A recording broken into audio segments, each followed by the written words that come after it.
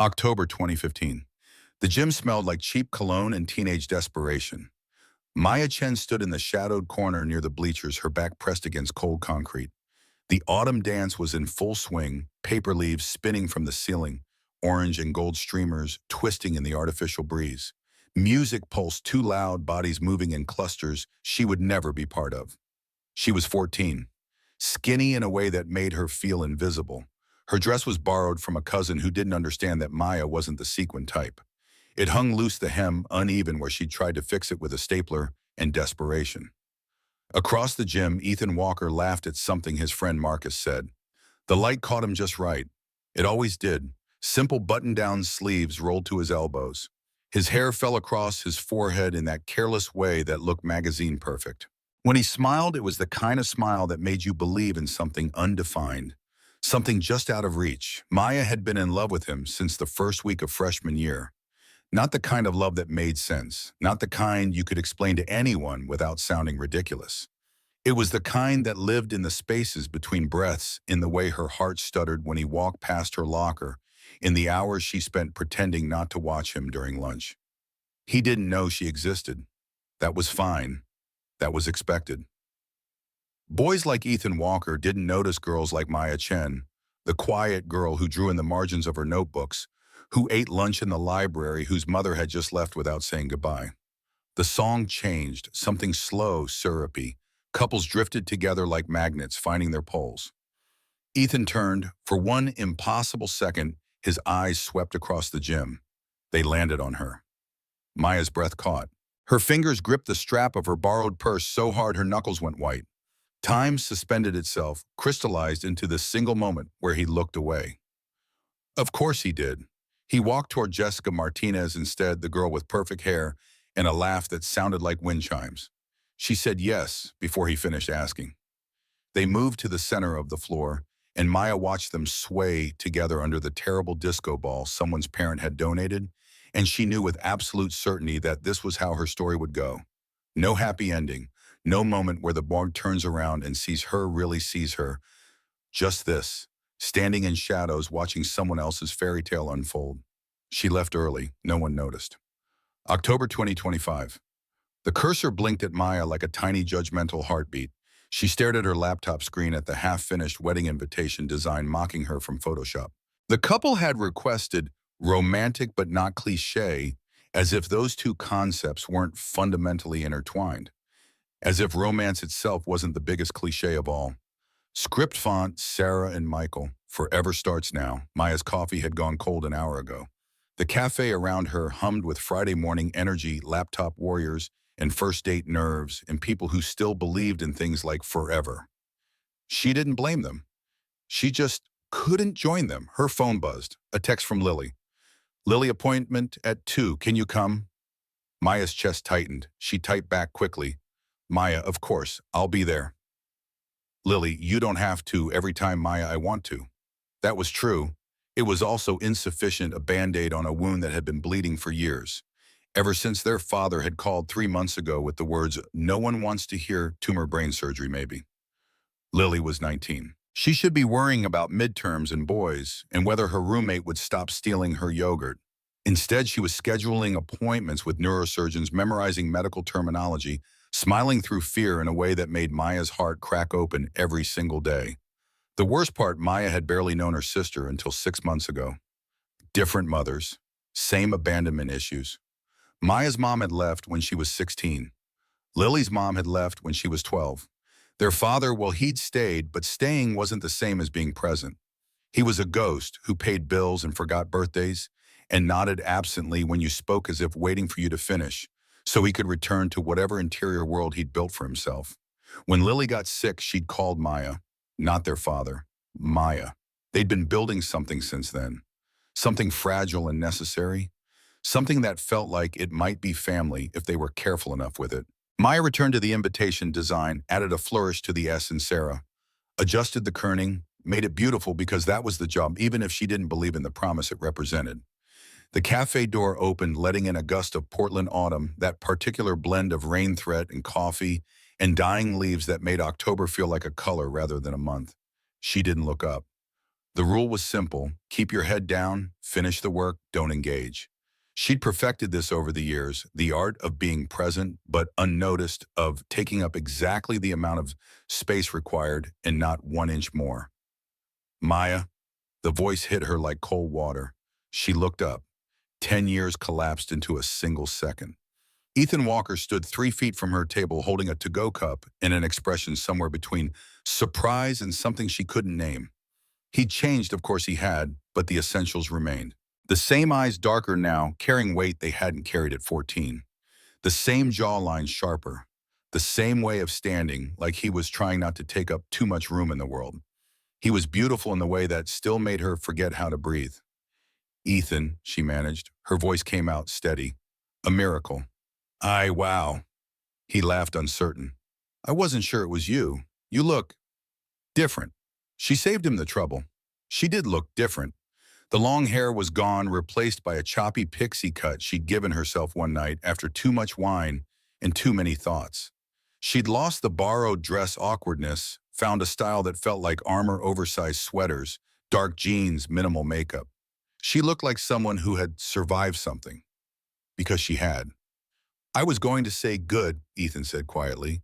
You look really good. There it was again, that thing in his voice she couldn't identify. Like he was happy to see her genuinely happy in a way that made no sense given their history, or lack thereof.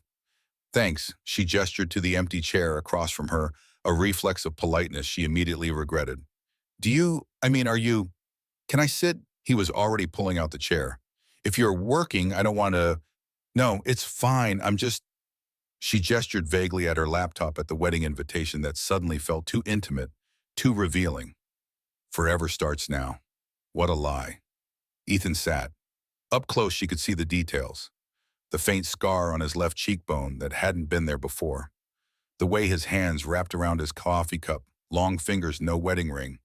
The exhaustion around his eyes, the kind that lived deeper than sleep could fix. I heard about the reunion, he said. Next weekend. Are you going? Maya had thrown the invitation in the recycling bin the day it arrived. I don't think so. Yeah. He nodded, understanding in his expression. I wasn't planning to either. Then I thought. He trailed off, looking down at his coffee. I don't know what I thought. Silence settled between them. Not comfortable, not uncomfortable. Something else. Something that felt like standing at the edge of something steep. I'm sorry about, Maya started. Do you still, Ethan said at the same time. They both stopped, almost smiled. You first, Maya said. Ethan studied her for a long moment. Do you still draw? The question surprised her. You remember that? Yeah. Something flickered across his face. You used to draw in the margins of everything. I always wondered what you were drawing. Her heart did something complicated, he'd noticed.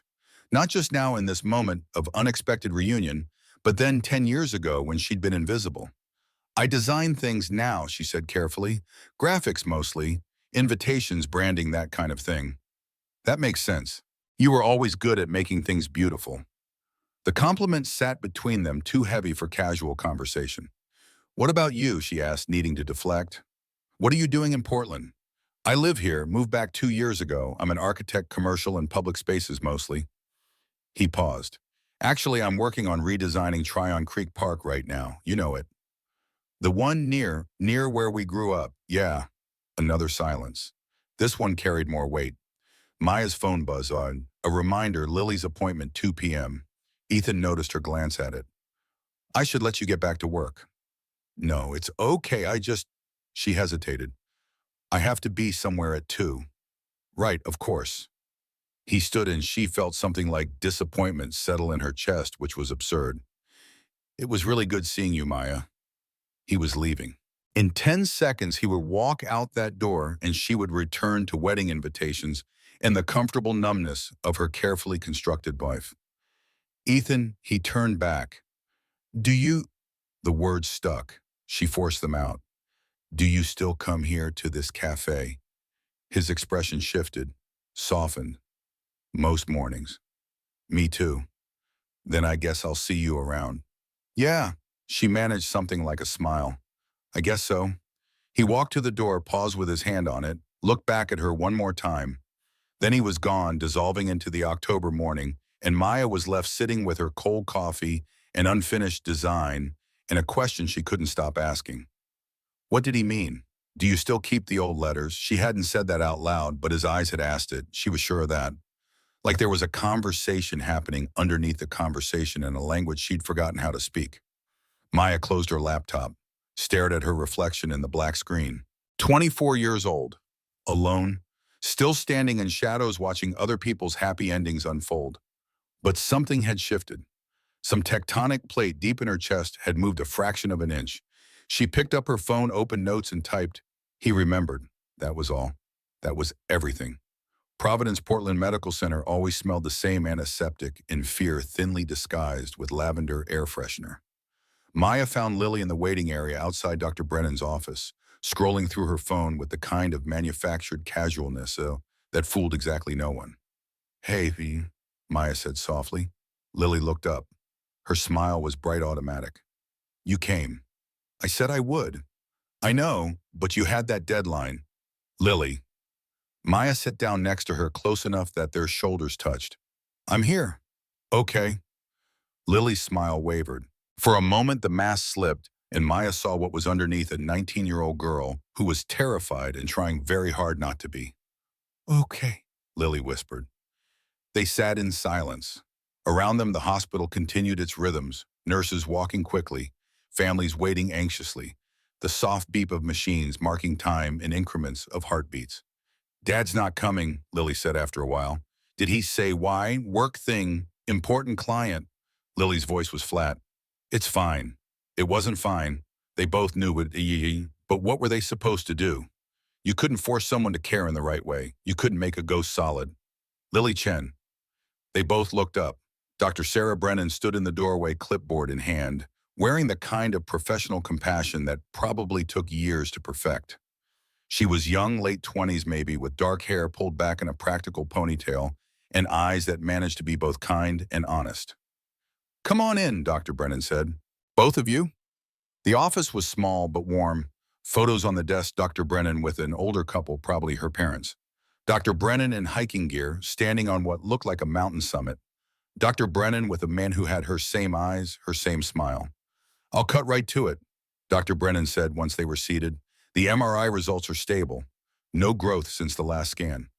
Maya felt Lily's entire body release tension. That's good, Lily said. That's really good, right? It's very good. It means the medication is working. We're not out of the woods yet. We'll want to keep monitoring every 3 months, but this is the result we hoped for. Maya reached over to squeeze Lily's hand. Lily squeezed back hard enough to hurt. Dr. Brennan smiled. I know this has been a difficult few months. You're handling it with remarkable strength, Lily. My sister helps, Lily said quietly. Something in Maya's chest cracked open a little wider. Dr. Brennan's gaze shifted to Maya. It's clear you're a wonderful support system. That matters more than people realize. I'm just... Maya trailed off. What was she trying to make up for lost time? Trying to be the person she hadn't been able to be when Lily needed her most. You're here, Dr. Brennan said simply. That's not a small thing. They talked for a few more minutes about medication, schedules, follow-up appointments, warning signs to watch for. Maya took notes, committed everything to memory, built a mental fortress of information. Because if she knew enough, if she prepared enough, maybe she could keep Lily safe. Maybe she could keep someone from leaving. As they were packing up to go, Dr. Brennan said, by the way, my brother mentioned he ran into an old classmate this morning at a cafe in Pearl District. Maya's head snapped up. Small world. Dr. Brennan continued her smile, knowing. Ethan said it was a nice surprise. Ethan. Brennan. Wait, Maya said slowly. Your brother is Ethan Walker. Has been for 28 years. Dr. Brennan's eyes held amusement. You went to Lake Oswego High together, right? Maya's brain was trying to connect pieces. Ethan's sister, Lily's doctor. The universe had a strange sense of humor. We did, Maya managed. Yeah. Dr. Brennan's expression softened with something that might have been understanding. He's a good person, going through a hard time, but good. Hard time. The exhaustion around his eyes. The way he'd held his coffee cup like it was the only solid thing in the world. What happened? Maya asked before she could stop herself. Dr. Brennan hesitated. Medical ethics ward with sisterly concern. That's his story to tell. But if you see him again, she paused, he could use a friend, someone who isn't family, who doesn't treat him like he's breakable.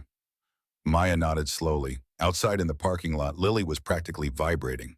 Oh my God, was that weird? That was weird, right? Your high school crush's sister is my doctor. I never said he was my crush. You literally just turned the color of a tomato. I don't turn into tomatoes, Lily. You do. You're doing it right now. Lily's laugh was bright, unguarded. The laugh of someone who'd just gotten good news, who'd forgotten for a moment that she was sick. Maya couldn't help but smile. Okay, fine.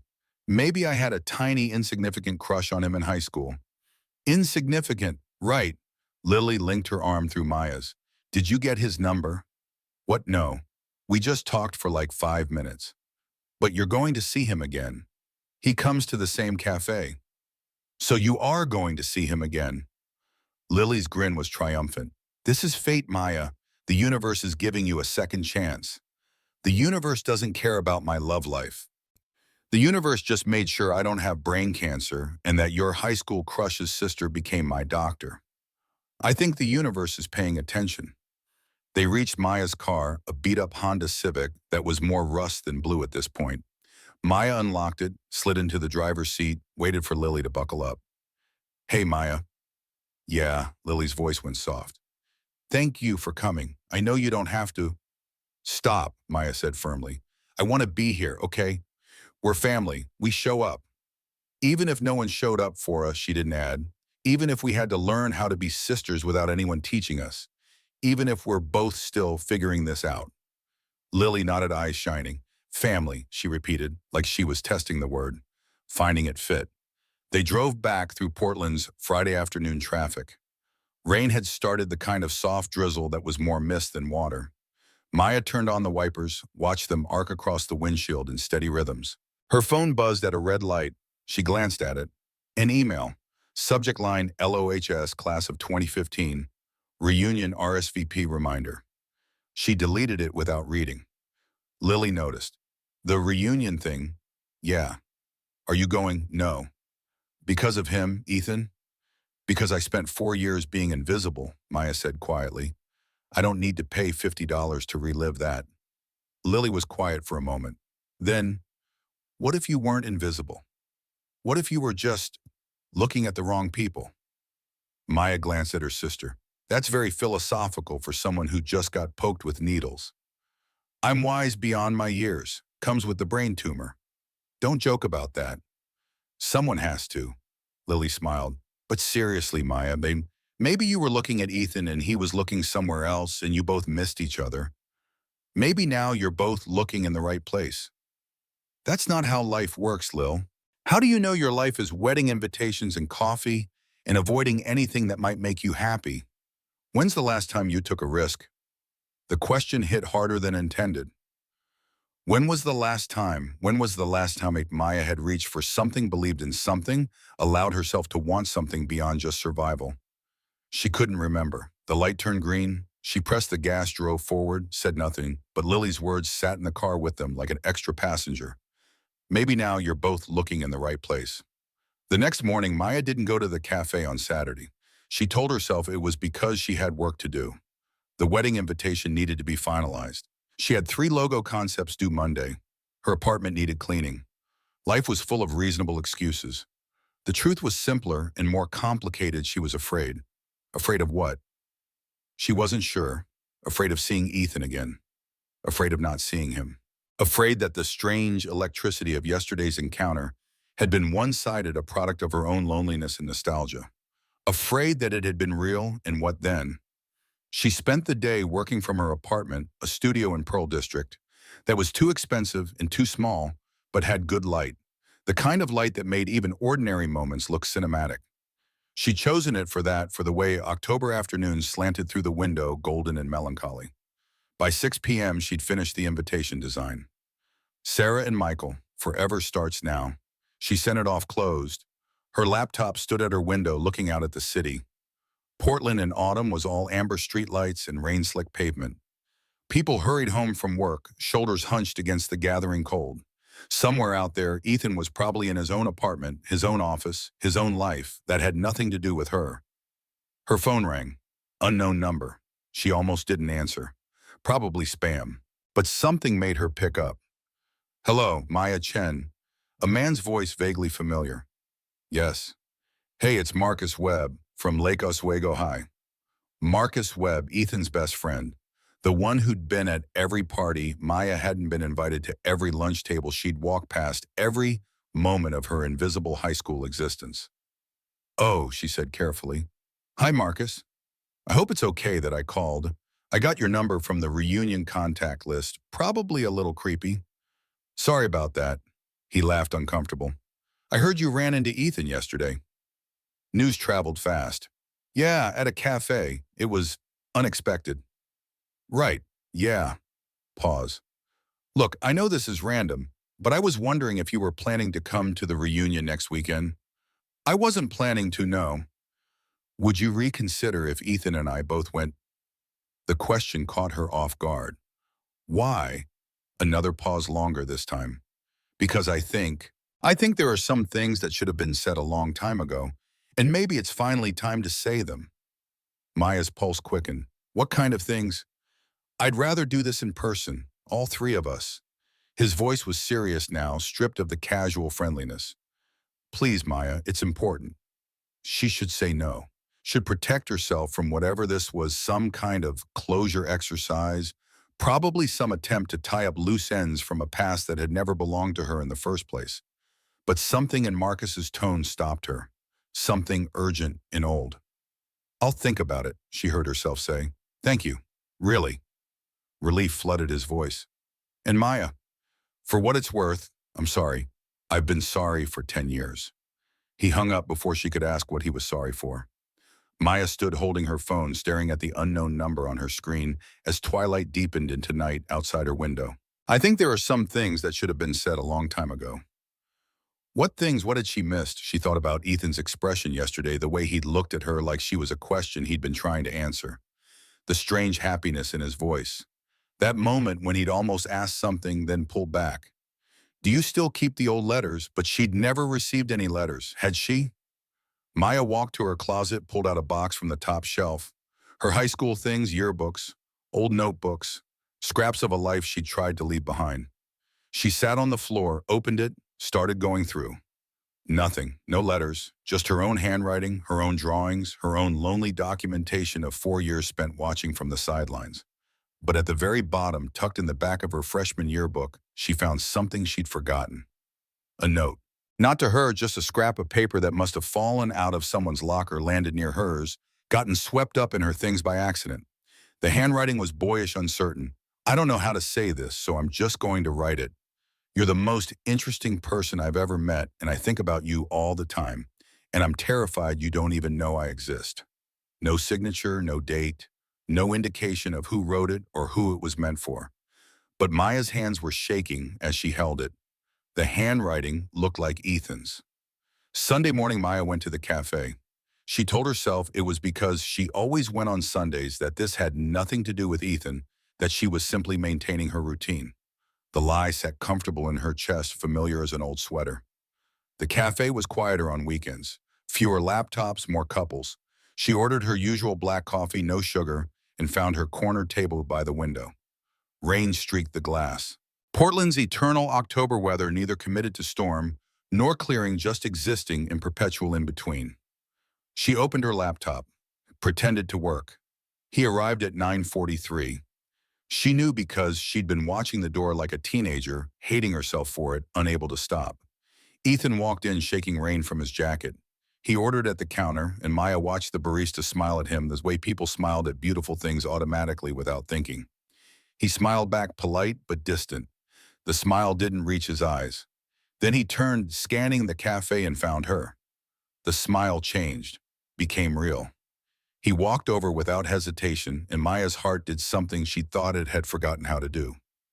Hi, he said. Hi. Can I? Yeah. He sat. Same chair as Friday. like they were establishing a pattern, building something from repeated gestures.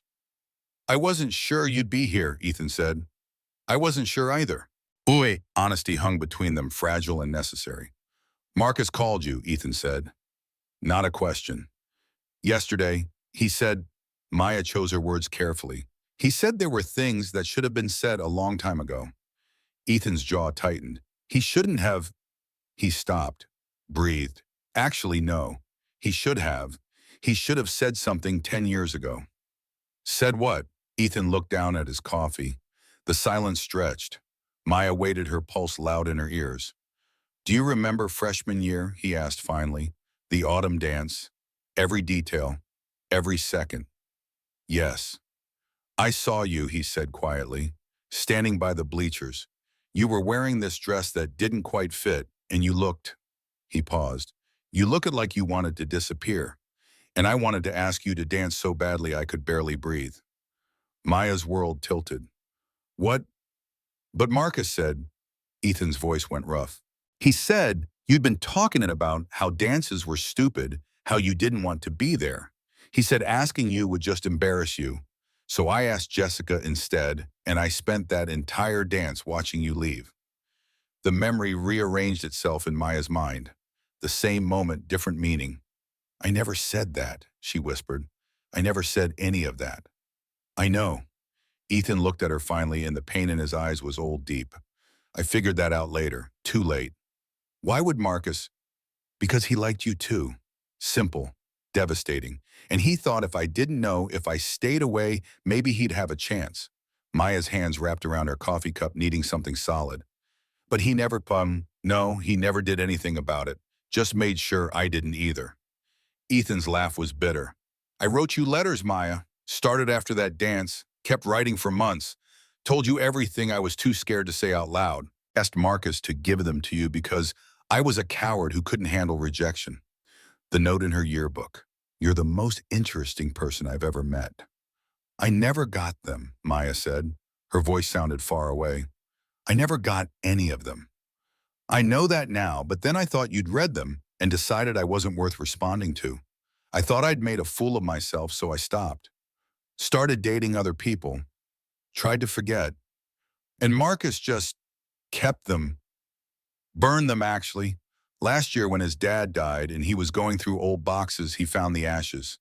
Called me drunk at 2 a.m. and confessed everything. Ethan's hands curled into fists. 10 years, Maya. 10 years of thinking you knew how I felt and didn't care. The cafe continued around them. People ordered lattes, checked phones, lived their uncomplicated Sunday mornings. Maya sat frozen, trying to process a past that had never existed, a version of herself who'd rejected someone she'd loved from a distance. Why didn't you tell me, she asked, when we ran into each other Friday? Because I didn't know if you'd want to hear it. I didn't know if it mattered anymore. He met her eyes. Does it matter? Did it? Could you build something real from the ruins of something that never was? I don't know, Maya said honestly. I spent 10 years believing I was invisible to you. That's a long time to carry something. I spent 10 years believing I'd been rejected before I'd even tried. That's a long time too. They sat with that, the symmetry of their separate loneliness, the parallel tracks they'd run on, never quite meeting. Marcus wants us at the reunion, Maya said. All three of us. He said he wants to apologize in person. Do you want to go? Maya thought about it. About the girl who'd stood in shadows, who'd left early, who'd spent a decade believing herself unwanted. About what it might mean to walk back into that gym with different knowledge, different armor. I think I need to, she said slowly. I think I need to hear him say it, to see him say it. Ethan nodded. Then I'll go with you. You don't have to trace, Maya. He said her name like it meant something. I've wanted to be next to you for 10 years. I'm not missing the chance now. Something in her chest cracked open. Not breaking, opening, like a door she'd kept locked, was finally carefully being tested. Okay, she whispered. Okay. Wednesday afternoon, the reunion was Saturday. Maya had 4 days to prepare for a confrontation she didn't know how to want. She threw herself into work, finished 2 logo designs, started a third, responded to emails, updated her portfolio. Did everything except think about Ethan Walker in letters she'd never read and the way her entire history had been rewritten in a single conversation.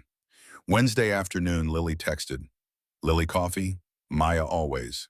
Usual place, Lily. Meet you in 20.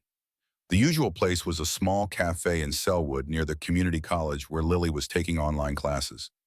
Maya drove through afternoon traffic, grateful for the distraction. Lily was already there, tucked into a corner booth, looking better than she had in weeks. Color in her cheeks, light in her eyes. You look good, Maya said, sliding in across from her. I feel good. The medication's helping. Lily grinned. Also, I met someone. What? His name is David. He's in my statistics class, well on Zoom in my statistics class. He asked if I wanted to study together. Maya's protective instincts flared. Did you tell him about the tumor? Yeah. First thing, I figured if he was going to run, better to know now. Lily's smile went soft. He didn't run. He asked how he could help. That's... Maya found herself smiling too. That's really good, Lil. I know, right? And before you ask, yes, I'm being careful. No, I'm not rushing into anything. But Maya, she leaned forward, it feels really nice to have someone look at me and not see sick girl first. Maya understood that more than she could say. Being seen for what you were not, what had happened to you. I'm happy for you, she said, meaning it. They ordered coffee for Maya, hot chocolate for Lily, and fell into easy conversation. Classes David, a documentary Lily was watching about ocean conservation. Normal things, sister things. Then Lily said, so how's the Ethan situation? Maya should have known she couldn't hide it. Complicated. Complicated good or complicated bad? Complicated. I don't know. She told Lily the story, the letters, Marcus, the 10 years of misunderstanding. Lily listened without interrupting, eyes getting wider. Holy shit, Lily breathed when Maya finished. That's a movie, Maya. That's a whole entire movie. It's a mess. It's romantic. It's built on lies and manipulation. It's built on two people who liked each other and got sabotaged by a jealous third party. That's literally every romance novel ever written. Lily grabbed Maya's hands across the table. You have to give this a chance. You have to. I don't know if I can trust it. Any of it. Why not? Because people left. Because Maya's mother had left. Because love was a fairy tale that worked for other people, but never for her. Because she'd spent so long building walls that she didn't know how to take them down without the whole structure collapsing. Because I'm scared, Maya said simply. Of course you're scared. Scared means it matters. Lily squeezed her hands. But Maya, what if this is it? What if this is your happy ending, and you're about to walk away from it because you're too afraid to try? What if I try and it doesn't work? What if you don't try and spend the rest of your life wondering? They sat with that question. Maya's coffee went cold. Outside, October afternoon faded toward evening, the light going amber and long. The reunion Saturday, Maya said finally. I'm going to hear Marcus out. And Ethan, he's coming too. So it's a date. It's not a date, Lily, it's closure. Closure. Lily's smile was knowing. Sure, keep telling yourself that. Thursday evening, Maya couldn't stop thinking about the letters. What had they said? What had Ethan written to her in those months when she believed herself invisible? Had he noticed the way she drew in the margins? Had he seen her reading in the library? Had he known her name before that dance? Or had he learned it after, when he'd decided she was worth writing to? She wanted to know. Wanted it like hunger. Thursday evening, she did something she'd never done before. She looked up Ethan's architecture firm online, found his work email, stared at it for 15 minutes before typing, Ethan. I know this is strange emailing you after everything, but I keep wondering about the letters. I know they're gone, that Marcus burned them. But do you remember what you wrote? Any of it? I spent 10 years thinking I knew our story. Now I don't know anything. Maya. She hit send before she could second guess herself. His response came within an hour. Maya, I remember pieces. Not everything, it's been 10 years, but some things stay with you. I remember writing about the way you'd stare out the window during English class like you were seeing something the rest of us couldn't. I remember saying you had the kind of face that made me want to learn how to draw just so I could capture what made you different. I remember telling you about my parents' divorce. about how my dad was a corporate lawyer who measured success in billable hours and how I wanted to build things that mattered, that lasted, that made people feel something. I remember asking if you'd want to get coffee sometime, if you liked coffee, if you'd think it was weird that I'd noticed you carried the same battered copy of The Great Gatsby for 3 months. I remember writing, "I think you're beautiful," and then crossing it out and then writing it again because it was true and I was tired of being afraid of true things. I remember signing every letter, "Yours, Ethan," even though you weren't mine, even though I had no right to claim that. I don't know if any of this helps. I hope it doesn't hurt. Ethan Maya read it 3 times, then a fourth, each word a small wound and a small healing, both at once. She wrote back, "It helps. Thank you for remembering. I'm still coming Saturday. I need to hear Marcus explain why. I need to understand what he took from us." Maya. His response was immediate. "I'll be there. And after, if you want, we could get that coffee, the one I asked for 10 years ago." Ethan? Maya stared at her screen, cursor blinking in the reply field. Then she typed, "Yes, I'd like that." Maya, Friday. Friday passed in a blur of nervous energy.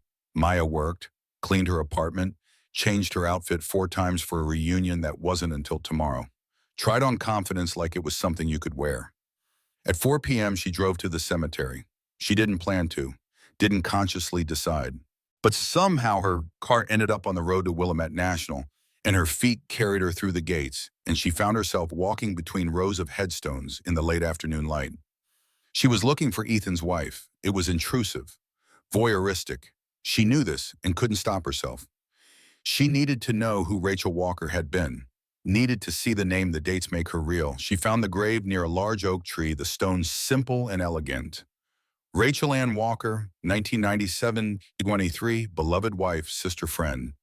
She taught us how to love fearlessly, 26 years old, just 2 years older than Maya was now.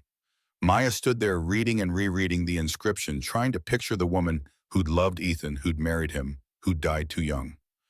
"I never brought you flowers," a voice said behind her. Maya spun around.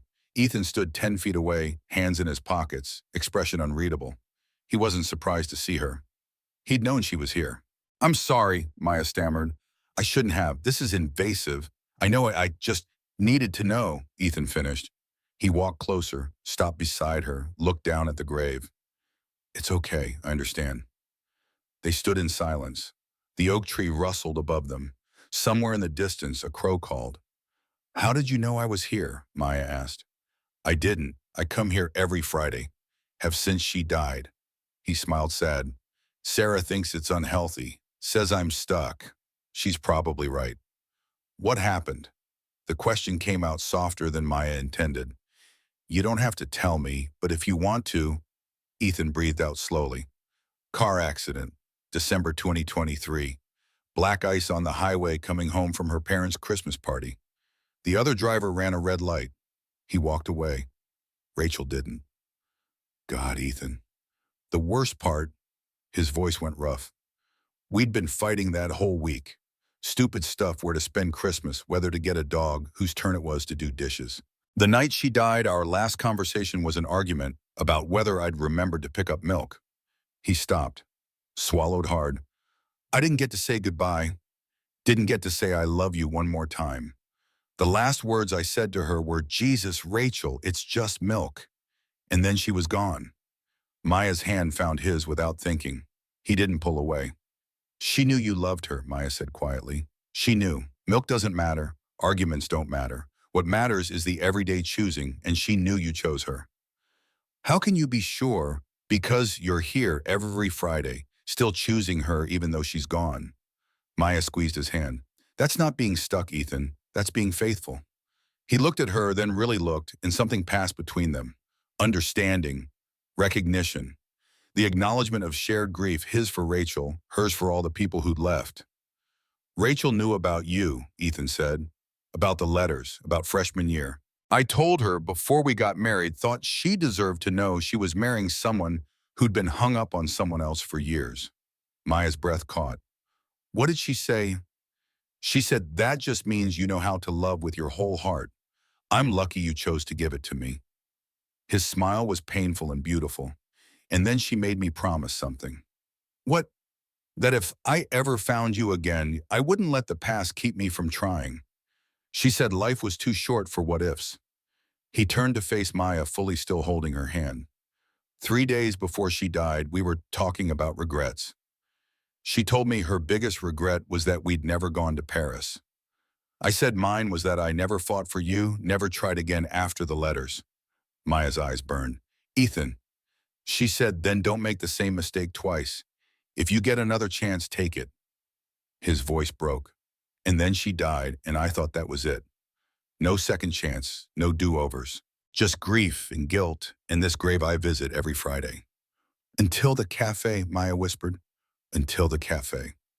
He smiled, and it reached his eyes this time. I saw you sitting there, and I thought, this is it. This is the chance Rachel told me not to waste. And I'm terrified, Maya. I'm so scared of losing someone. It's again of being happy and having it ripped away.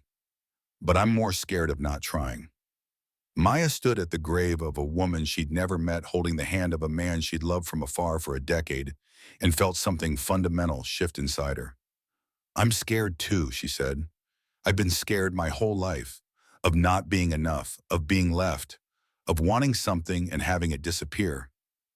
So what do we do? I don't know. She looked up at him. Maybe we just try anyway, scared together instead of scared alone. Ethan's laugh was wet, relieved. Scared together, I can do that.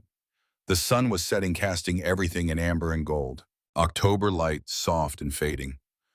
I should let you have your time, Maya said, starting to pull her hand away. He held on. Stay, please. I don't want to be here alone today. So she stayed. They stood together at Rachel's grave as evening deepened into twilight, and Ethan told stories about Rachel's terrible singing voice, her love of bad puns, the way she'd steal his hoodies and return them smelling like her perfume. And Maya listened, bearing witness to a love that had been real and full and ended too soon. When they finally left, walking toward the parking lot in comfortable silence, Ethan said, tomorrow, the reunion. Are you ready?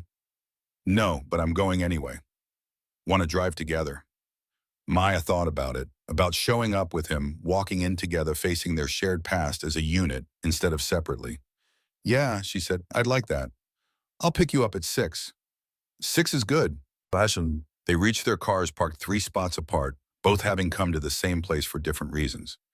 Ethan opened her door for her, a gesture so achingly polite it made her smile. Thank you, Maya said, for telling me about Rachel, about everything. Thank you for listening, for being here. He hesitated. Can I ask you something? Okay. That note you found in your yearbook, the one about being the most interesting person someone had ever met. His eyes held hers. Did you believe it? Maya thought back to that girl, 14, lonely, convinced of her own invisibility. No, she said honestly. I thought it was meant for someone else, that it had ended up in my things by accident. It wasn't an accident, Maya, and it was meant for you, only you. He got in his car before she could respond, drove away, leaving her standing in the darkening parking lot, hands still warm from his touch, heart doing complicated things in her chest. She sat in her own car for a long time before starting the engine. Tomorrow she would walk into that gym. Tomorrow she would face Marcus and demand answers. Tomorrow she would decide if 10 years of misunderstanding could become something else. Tonight she drove home through Portland's neon-lit streets, and for the first time in as long as she could remember, she felt something that might have been hope. Saturday, 500 p.m. Maya changed outfits 6 times. Nothing felt right. Too casual, said she didn't care. Too dressy, said she cared too much. She needed something that said, I'm here for closure, not revenge, but I also look good enough that you'll regret what you did. She settled on dark jeans, a fitted black sweater, and the leather jacket she'd bought herself after selling her first major design project. Armor that looked like confidence. Her phone buzzed at 5:45. Ethan. On my way, nervous Maya, terrified. Ethan, same. We got this. She wasn't sure they did, but she appreciated the lie. At 6 p.m. exactly, his car pulled up outside her building. She watched from her window as he got out, looked up at her apartment like he was stealing himself, then walked to the entrance. His knock was soft. She opened the door. Hi, he said. He wore a charcoal button-down and dark jeans. Simple, devastating. The same boy who'd made her heart stutter at 14, but grown into the kind of man who made her forget how to breathe. "Hi," she managed. "You look—" He paused. "Ready for battle." She smiled despite herself. "Is it that obvious?" "Little bit." He offered his arm. "Shall we?" Maya took it, stepped into the hallway, let him walk her to the car like this was a date and not a reckoning.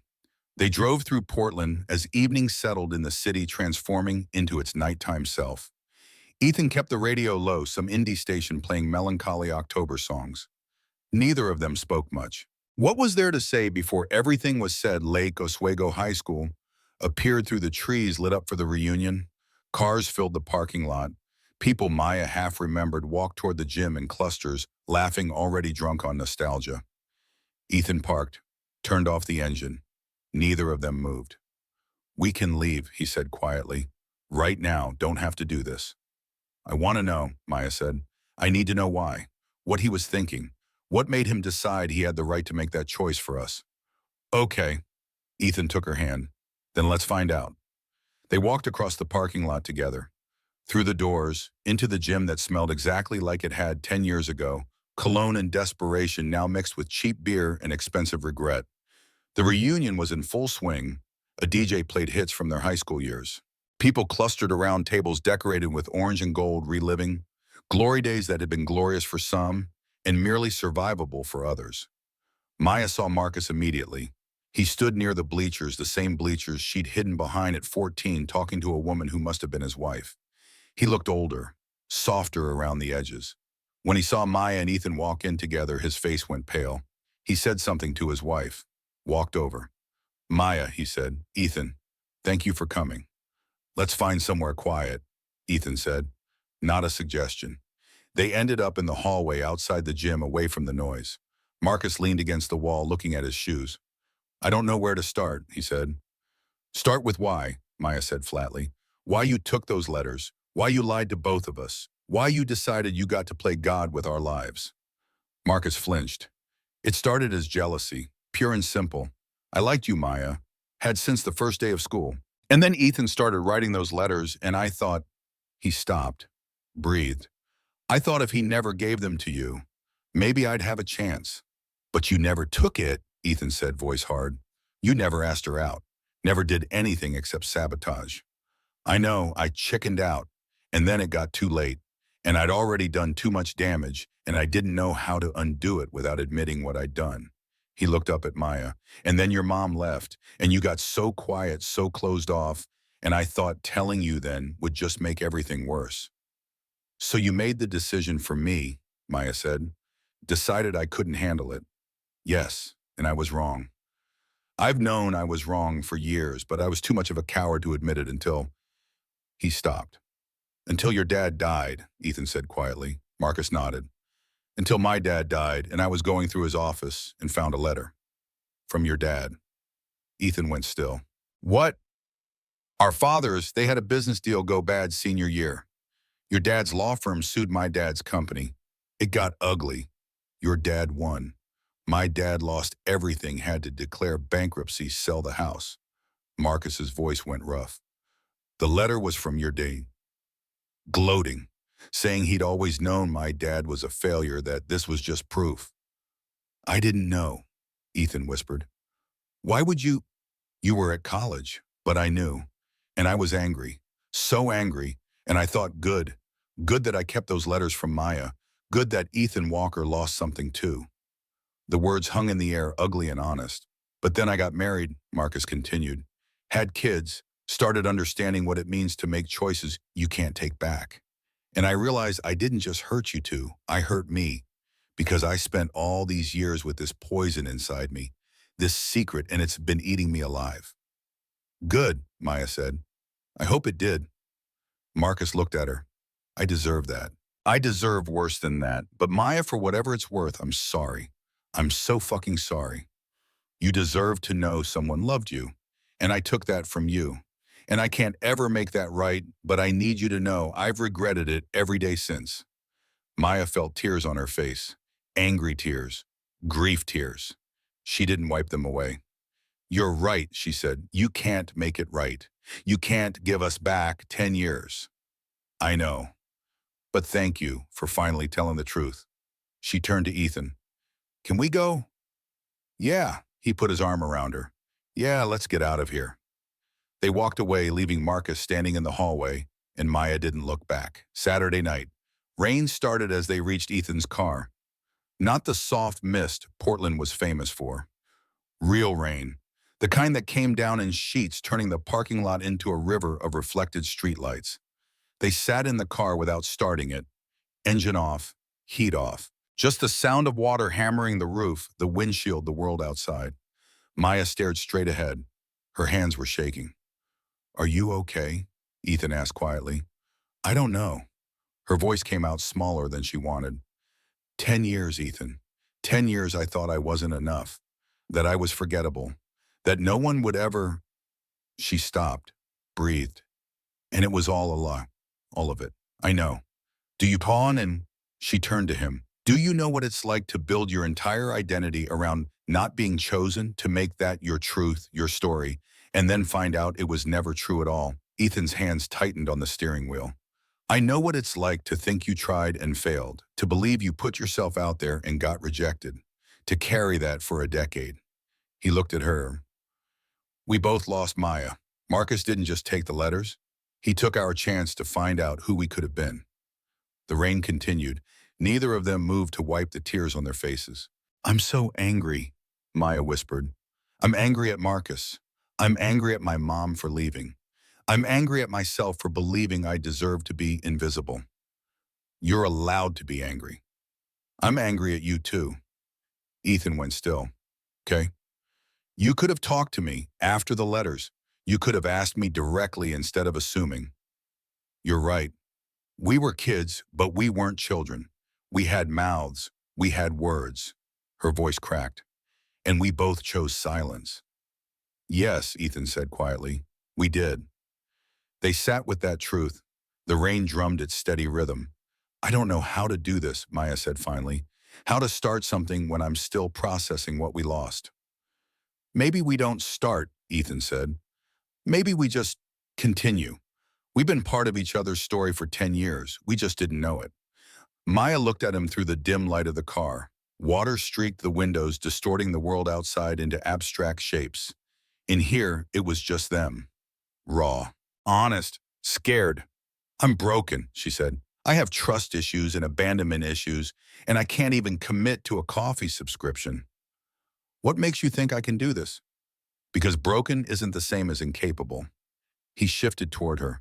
And I'm not asking you to be fixed, Maya. I'm just asking if you want to try. With me, someone who's just as broken. What if we hurt each other? We will, probably. People hurt each other. That's what happens when you let someone close enough to matter. His voice was soft. But what if we also help each other? What if we're better broken together than we were broken apart? The rain was slowing, not stopping, just easing. Maya reached out, touched his hand where it rested on the steering wheel. He turned his palm up, let her lace their fingers together. They sat like that for 15 minutes, maybe 20. Time felt negotiable in the half-dark of the car with rain falling and two people trying to decide if they were brave enough for this. Finally, Maya said, I want to see them. See what? The drawings, the house you've been designing since we were 15. Ethan's breath caught. Maya, please, I need to see what you imagined, what you wanted us to be. He was quiet for a long moment. Then he started the car. They drove through rain-slicked streets, neither speaking. The city passed by in streaks of light and shadow. Maya watched him drive, the careful way he checked his mirrors, signaled his turns, kept both hands on the wheel, like he was protecting something precious. His apartment was in the Alberta Arts District, third floor of a renovated industrial building. Clean lines, exposed brick windows that probably let in beautiful light during the day. Coffee, he offered as they walked in. Sure. He moved to the kitchen, open plan minimal, and Maya looked around. The space was neat but lived in. A couch that looked comfortable. Bookshelves full of architecture books and novels. A desk in the corner covered in rolled blueprints and sketches. Photos on the mantle. Ethan and Sarah as kids. Ethan and Rachel on their wedding day. Rachel had been beautiful, blonde, bright smile, the kind of woman who looked like she laughed easily. She would have liked you, Ethan said, appearing beside her with two mugs. How do you know? Because she liked people who were real, who didn't pretend. He handed her the coffee. You ready? Yeah. He led her to a closed door, paused with his hand on the knob. I've never shown anyone this. Sarah knows it exists, but she hasn't seen it. He looked at Maya. It's the most honest thing I've ever made. So if you're going to run, maybe run now before I show you how completely I've loved you. Maya's heart stopped, started again. I'm not running. Okay. He opened the door. The room was small. A studio within the apartment. But the walls were covered in drawings, dozens of them, hundreds, sketches and renderings and detailed plans. All of the same thing, a house. Not large, not ostentatious, perfect in its simplicity. 2 stories, cedar shingles, large windows, a wraparound porch, a garden space, an oak tree in the front yard. Maya walked to the nearest drawing.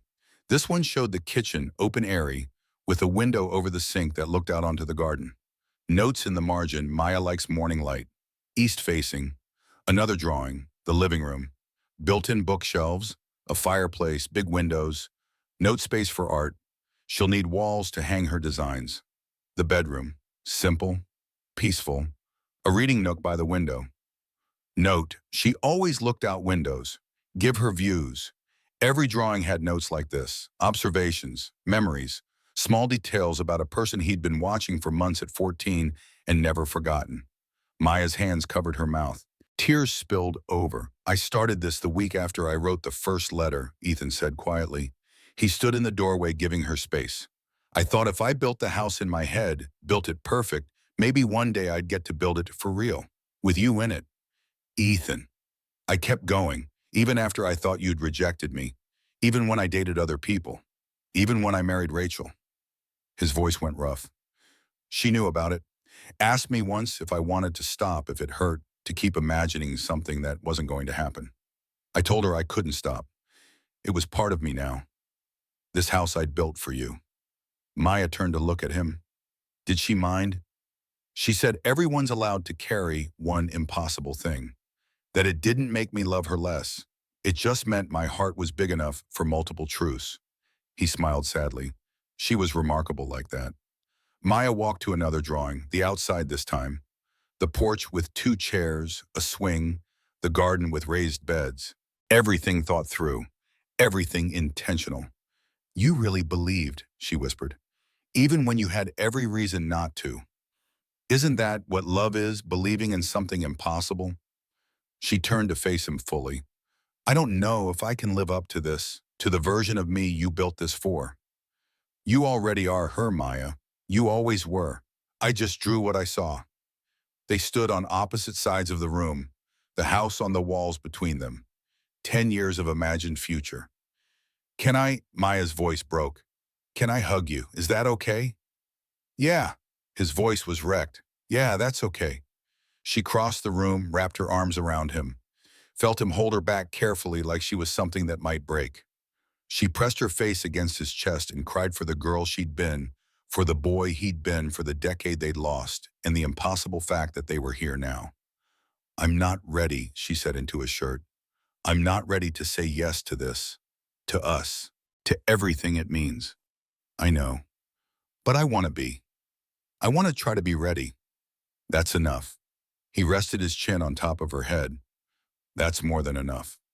They stayed like that until Maya's tears slowed, until breathing got easier, until the world felt slightly less impossible. When they finally pulled apart, Ethan said, It's late. I should drive you home. Okay. They drove back through the city. The rain had stopped. Portland glittered with that particular post-rain shine, everything reflective and clean. At Maya's building, Ethan walked her to the door. Thank you, Maya said, for showing me, for trusting me with that. Thank you for looking, for not running. I almost did. But you didn't, he smiled. That counts. She went up on her toes, kissed his cheek. Good night, Ethan. Good night, Maya. She watched him walk back to his car, drive away. Then she went upstairs and sat on her bed and tried to understand what her life was becoming. 2 weeks later, Maya's phone rang at 3 a.m. on a Tuesday. She jerked awake, heart pounding, grabbed for it in the dark. Hello, Maya, her father's voice, shaking. It's Lily. She collapsed. They're taking her into emergency surgery. The world tilted. What hospital? Providence. They said, his voice broke. They said it's serious. Maya was already moving. Jeans, sweater, jacket, keys. Out the door in under 3 minutes. The hospital at 3 a.m. was a different place. Quiet except for the beeping of machines. Harsh lights. That smell, antiseptic, and fear. She found her father in the surgical waiting room. He looked old. When had he gotten old? What happened? She asked, sitting beside him. I don't know. She called me, said her head hurt. Then she couldn't talk. He gestured helplessly. The ambulance came. They said something about pressure, swelling. I don't understand. Maya took his hand. He looked surprised. They didn't touch generally. Their family wasn't the touching kind. She'll be okay, Maya said. She didn't know if it was true, but she said it anyway. They waited. Minutes stretched into hours. The waiting room filled with other people's emergencies, a family with a teenage son, an elderly couple holding hands. Everyone looked afraid. At 5:30, Maya texted Ethan. Maya, Lily's in surgery. Emergency. I'm scared. His response came immediately. Ethan. What? Hospital Maya, Providence. Ethan, I'm coming. Maya, you don't have to. Ethan, I'm already in the car. He arrived 20 minutes later. Hair messy, jacket inside out. He'd clearly just woken up and driven straight here. Hey, he said softly, crouching in front of where Maya sat. Hi. Her voice was tiny. Have they said anything? Not yet. He sat beside her, took her hand. Didn't say anything about how this was only their third real interaction, about how this was moving too fast, about how he should probably be keeping distance. He just held her hand. Maya's father looked at them, at their joined hands. You're Ethan Walker, he said. Yes, sir. I remember you. You were in Maya's grade. Yes, sir. Her father looked at Maya. Something shifted in his expression. She used to draw you, he said quietly. In her notebooks, all the time. I pretended not to notice.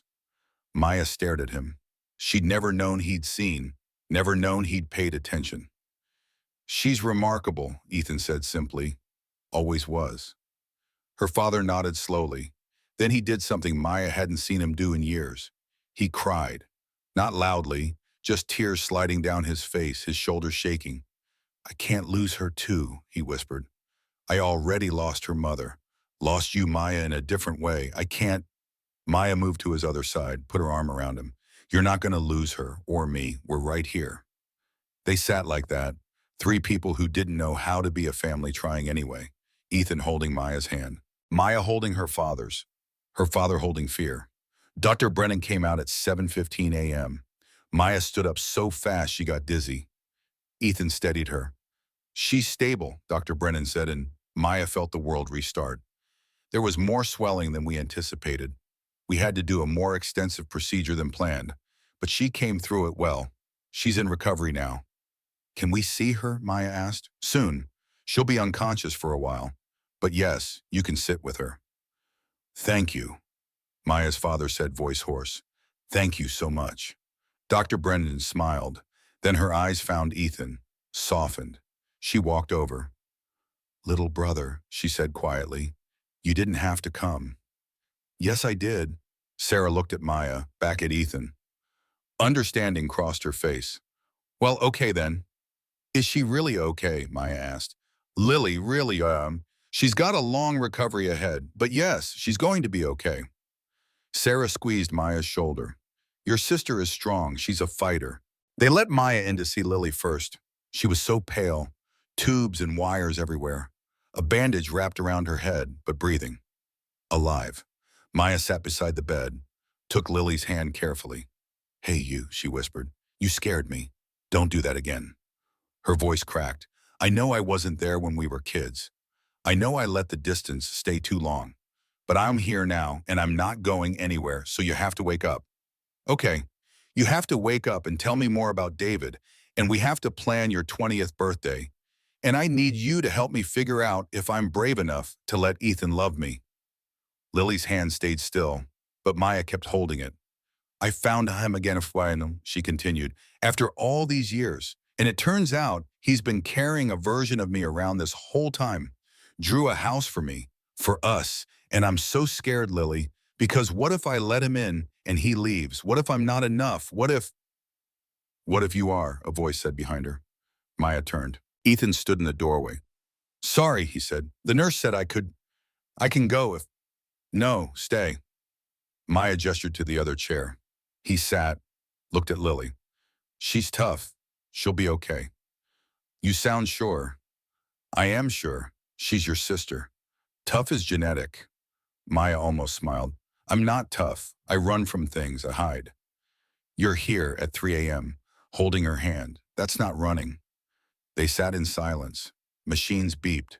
Lily breathed. Outside the window, Portland woke up to a Wednesday morning.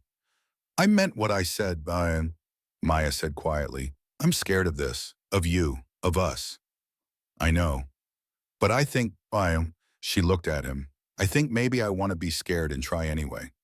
Ethan's hand found hers across the space between their chairs. "We can go slow as you need. What if I'm really, really bad at this, at relationships, at letting people in? Then we'll figure it out, together." "You make it sound simple." "It's not simple, it's terrifying." "But Maya," he squeezed her hand, "I've been imagining us for 10 years. I can wait a little longer while you catch up." She wanted to say something meaningful, something that captured the complexity of this moment, sitting in a hospital room with her unconscious sister and the boy she'd loved from afar, and the terrifying possibility of something real. Instead, she just said, "Okay, okay, okay, we can try, slow, scared, together." His smile was like sunrise. "Yeah, yeah." They sat there holding hands until the sun came fully up, until Lily's nurse came in to check vitals, until Maya's father knocked softly and asked if he could sit with Lily for a while. In the hallway, Ethan said, "You should go home, rest, I'll stay, call you if anything changes." "You don't have to." "I want to." He touched her face gentle. "Let me be here for you. That's what people do when they care about each other." "This is new for me, the being cared for thing." "I know, we'll practice." Data. She hugged him. Let herself lean into his solidity, his warmth. Let herself, just for a moment, believe that maybe this could work. "Call me," she said when she pulled away. "Even if nothing changes, just call me." "I will." She drove home as the city fully woke, got to her apartment, stood in the shower until the water ran cold, got into bed wearing yesterday's clothes. She dreamed of a house with wraparound porches and east-facing windows. 1 week later, Lily came home on Wednesday, not to their father's house, to Maya's apartment. The studio was small, barely big enough for one person, but Maya had made space. A twin bed by the window, clean sheets, flowers on the nightstand. "You don't have to do this," Lily said as Maya helped her get settled. "I want to. Your space is our space now." Maya pulled the blanket up, tucked it around Lily's thin frame. "For as long as you need." Lily's eyes filled. "I love you, Maya." Maya's breath caught. They hadn't said that. Not out loud. Not ever. "I love you too," she managed. They fell into a rhythm, Maya working from the couch while Lily rested. Lily doing physical therapy exercises while Maya made dinner. Small domesticity, learning how to be family. Ethan came by most evenings, brought food, sat with Lily while Maya ran errands, made them both laugh with terrible jokes. He never pushed, never asked for more than Maya could give. They held hands. Sometimes he kissed her forehead. Nothing rushed, everything gentle. On Friday, while Lily napped, Maya found herself organizing her closet, moving boxes, making room for another person's things. At the back of the top shelf, she found something she'd forgotten. A box marked Mom's stuff in her grandmother's handwriting. Maya stared at it. She'd gotten this when her grandmother died 3 years ago. Had never opened it. She took it down, sat on the floor, opened it. Photos, old receipts, a journal, and at the very bottom an envelope. Addressed to her, her mother's handwriting. Maya's hand shook as she opened it. My darling Maya, I'm writing this in case I never find the courage to come back. In case this illness wins and I can't say these things to your face. I didn't leave because of you. I need you to know that first. You were the best thing I ever made, the only thing I got right. But when the darkness came this time, the real darkness, the kind that makes you think terrible things, I knew I had to go. I have bipolar disorder. I've known since college. Usually I can manage it, but sometimes it's too big. Sometimes it tells me I'm poison, that I'm ruining you, that you'd be better off without me. I should have stayed, should have gotten help, should have been stronger for you. But I was so scared of the damage I might do if I stayed when I couldn't be the mother you deserved. Your grandmother will tell you I'm in a facility upstate, that I'm getting treatment. It's true. What she won't tell you, because I asked her not to, is how bad it got, how close I came to doing something permanent. I'm telling you this now because I want you to understand. Depression lied to me. It told me you'd be fine without me, that my absence was a gift. But mental illness is a liar, baby girl. The best kind. The kind that sounds like truth. I'm fighting to get back to you. Some days I win, some day I don't. But every day I think about you. Every day I ask your grandmother about you. You're in art class now, drawing beautiful things. You're quiet but strong. You carry yourself like someone who's learning to survive. I'm sorry I taught you that. I'm sorry you had to learn it so young. If you're reading this, I probably didn't make it back. The illness won. I'm sorry for that too. But Maya, please know you were loved, are loved, will always be loved. You are enough. You always were. Don't let my leaving teach you that you're not worth staying for. That's the illness talking, not the truth. Be brave, baby. Be happy. Be loved. Forever your mother. Linda Maya sat on the floor of her closet and cried. Deep, wrenching soos that came from a place she'd locked away at 16. Her mother hadn't chosen to leave, hadn't looked at Maya and found her lacking, hadn't simply decided she didn't want to be a mother anymore. She'd been sick and scared and trying to protect the daughter she loved. Maya didn't know how long she sat there, but eventually she heard Lily's voice. Maya, are you okay? She looked up. Lily stood in the doorway, weak from surgery, but worry overriding everything else. She didn't leave because of me, Maya whispered. What? My mom, she was sick. She was trying to... Her voice broke. She loved me. She just couldn't stay. Understanding crossed Lily's face. Oh, Maya.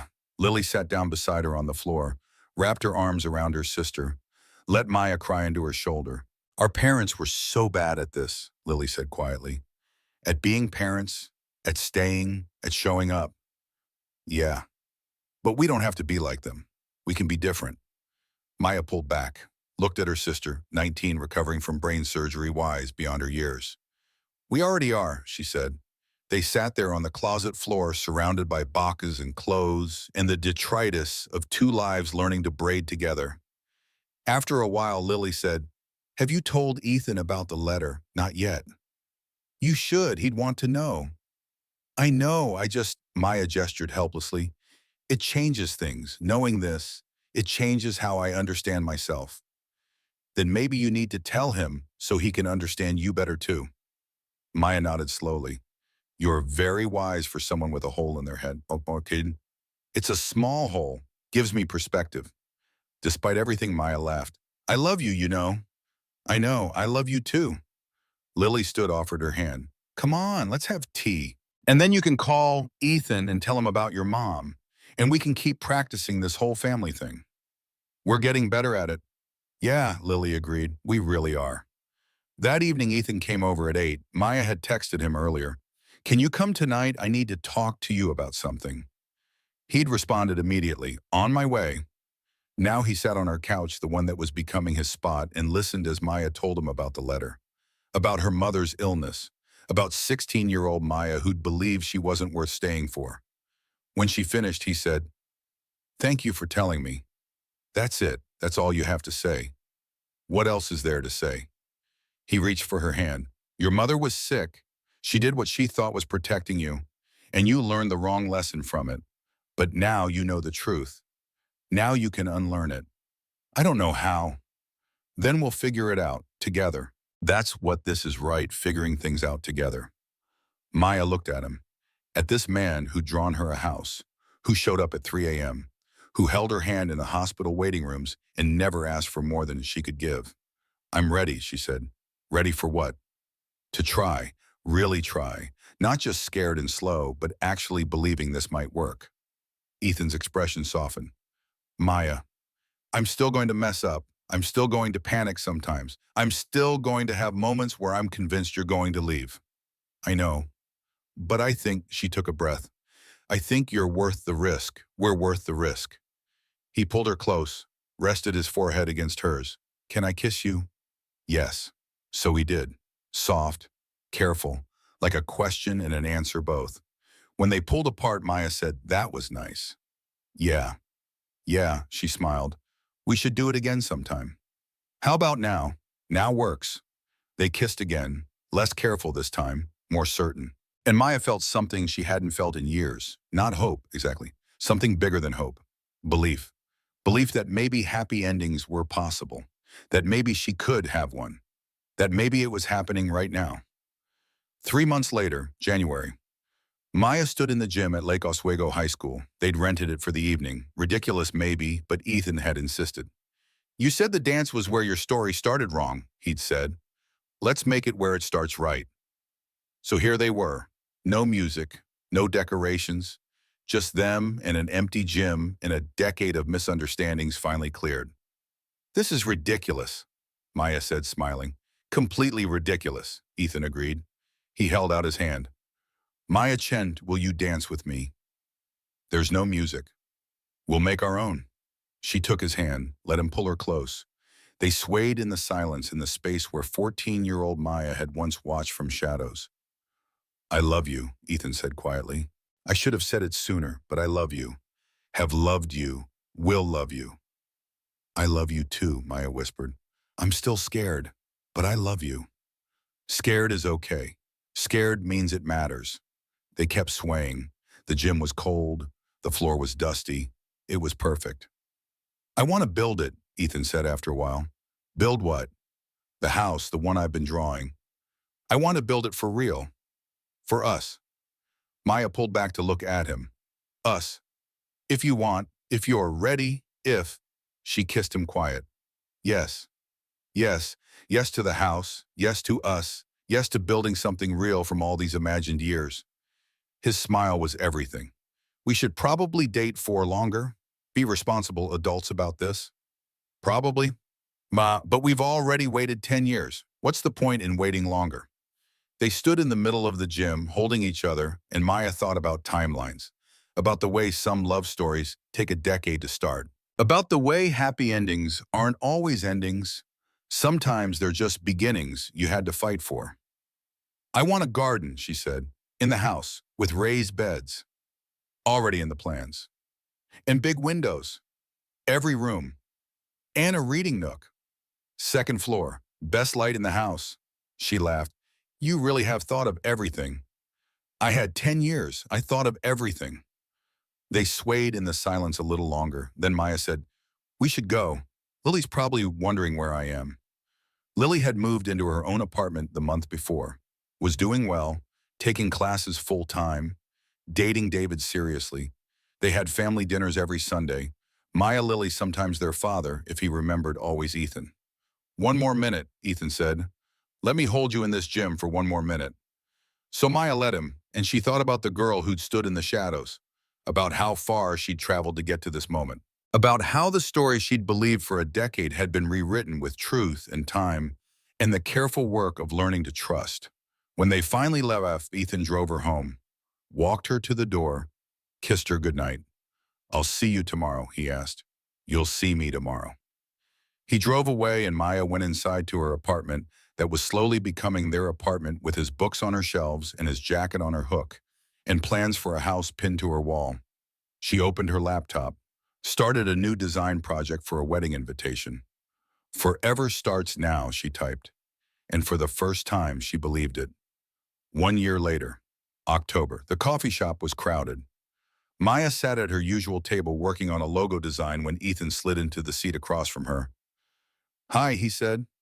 Hi, she smiled. How was the site meeting? Good, we broke ground yesterday. Foundation goes in next week. The house, their house, actually being built on a piece of land outside Portland, near the mountains with views that Ethan promised were exactly right. I still can't believe we're doing this, Maya said. Having doubts? No, just disbelief, the good kind. He reached across the table, took her hand. The gesture was familiar now, easy. I have something for you, he said. It's not my birthday. I know. He pulled out a small wooden box from his jacket, set it on the table between them. Maya's heart did something complicated. Ethan, open it. She did. Inside wasn't a ring, it was a key. Brass, old-fashioned, beautiful. The house won't be done for another 6 months, Ethan said. But I wanted you to have this, to know it's yours, that we're building something real. Maya picked up the key. It was warm from being in his pocket. Also, he continued, there's something else in there. She looked closer. Underneath the key was a piece of paper, folded small. She unfolded it. It was a drawing done in Ethan's careful architectural hand. Two figures on a porch, holding coffee, watching a sunrise. And at the bottom in his teenage handwriting from 10 years ago, you're the most interesting person I've ever met, and I think about you all the time. And I'm terrified you don't even know I exist. But maybe one day you will. Maybe one day we'll have coffee on a porch I built for us. And maybe that will be enough. Yours, Ethan. Maya couldn't speak. I found it, Ethan said quietly. Last week, going through old sketchbooks. It was tucked in the back of one from freshman year. I'd forgotten I drew it. We were 14, Maya whispered. Yeah, you really believed, even then. I believed in you, in us, in the possibility. He squeezed her hand. And look, here we are. Here they were. Coffee shop. October. Building a house, building a life. I love you, Maya said. In case I don't say it enough. I love you so much it still scares me sometimes. Good scared or bad scared? Good scared, the kind that means it matters. Then I love you too. Good scared, always scared, worth it anyway. They sat there in the crowded coffee shop holding hands across the table, and Maya thought about stories. About how sometimes they take 10 years to tell, about how the best ones are worth the wait. Lily texted Sunday dinner, I'm making lasagna. David's helping. It'll be a disaster. Maya texted back, we'll be there, bringing wine. Simple, domestic, family. She looked up at Ethan. Ready to go? Where to? The house site. I want to see it. Want to stand where our bedroom will be and imagine waking up there. That's very poetic of you. I'm a romantic now, didn't you know? He laughed. Since when? Since a boy spent 10 years drawing me a house. That'll do it. They left the coffee shop together, walked to Ethan's car, drove out to the city, toward the mountains, toward the plot of land where their house was slowly taking shape. The foundation was poured. The frame was starting to go up. It was still just wood and concrete impossibility. But Maya could see it, could see the wraparound porch and the east-facing windows and the garden beds waiting to be filled. They stood where the living room would be. Ethan wrapped his arms around her from behind. Happy? He asked. Yeah, Maya said. Really happy. Even though it's scary. Because it's scary. Because I chose it anyway. Because we chose it. The sun was setting. October light, amber and long. The kind of light that made everything look cinematic. Thank you, Maya said quietly. For what? For waiting, for believing when I couldn't, for drawing me a house and then building it for real. Thank you for coming back, Ethan said, for being brave enough to throw in. They stood there as twilight deepened. Two people who'd spent a decade apart learning to build something together. The house would be done by spring. They'd move in when the apple trees bloomed. They'd have a garden and too many books and Sunday dinners with Lily and David. They'd fight sometimes because people do. They'd figure it out because that's what love was, choosing to figure it out. But right now in this moment, they just stood in the frame of their future home and believed. Believed in second chances, in timing that was wrong until it was right, in love that waited, in love that showed up, in love the Eve that built these houses out of hope. October suits us, Maya said. Yeah, Ethan agreed. It really does. And as the last light faded, they stood together where their forever was just beginning, and it was enough. More than enough. It was everything. 5 years later, the house smelled like coffee in October mornings. Maya woke to sunlight streaming through the east-facing windows exactly as Ethan had promised. She rolled over. He was already awake, watching her with that look that still made her heart stutter. "Hi," she said. "Hi. How long have you been awake?" "Long enough to watch you dream." "Creepy." "Romantic." She laughed, kissed him, got up and pulled on one of his old architecture school hoodies. Downstairs, the kitchen glowed with morning light. The wraparound porch was visible through the windows. Their garden was preparing for autumn, full of the last tomatoes and early pumpkins. Maya made coffee. Ethan came down, wrapped his arms around her from behind as she watched the pot brew. "Lily's coming for dinner tonight," she said. "With David. They have news." "Good news." She wouldn't say, but she sounded happy. "Then it's good news." The coffee finished. They took their mugs to the porch, to the 2 chairs Ethan had built by hand, sat and watched the sunrise together, just like the drawing from when he was 14. 5 years, Maya said. "Can you believe it? Since the coffee shop, since everything, since we found each other again. Best 5 years of my life, even though I'm difficult." "Because you're difficult." "Difficult means interesting. You're still the most interesting person I know." Maya leaned her head on his shoulder. "I love our life." "Me too." "I love this house." "Me too." "I love you." "Now that," Ethan said, "is the part I love most." They sat and drank their coffee and watched October happen around them, the leaves turning, the light changing, the world shifting toward winter. And Maya Chen, who'd once believed she was unlovable, who'd stood in shadows and watched other people's happy endings, sat on the porch of a house that had been imagined for her when she was 14, and she absolutely knew that some stories take time. But they're worth the wait. Forever starts when you're ready.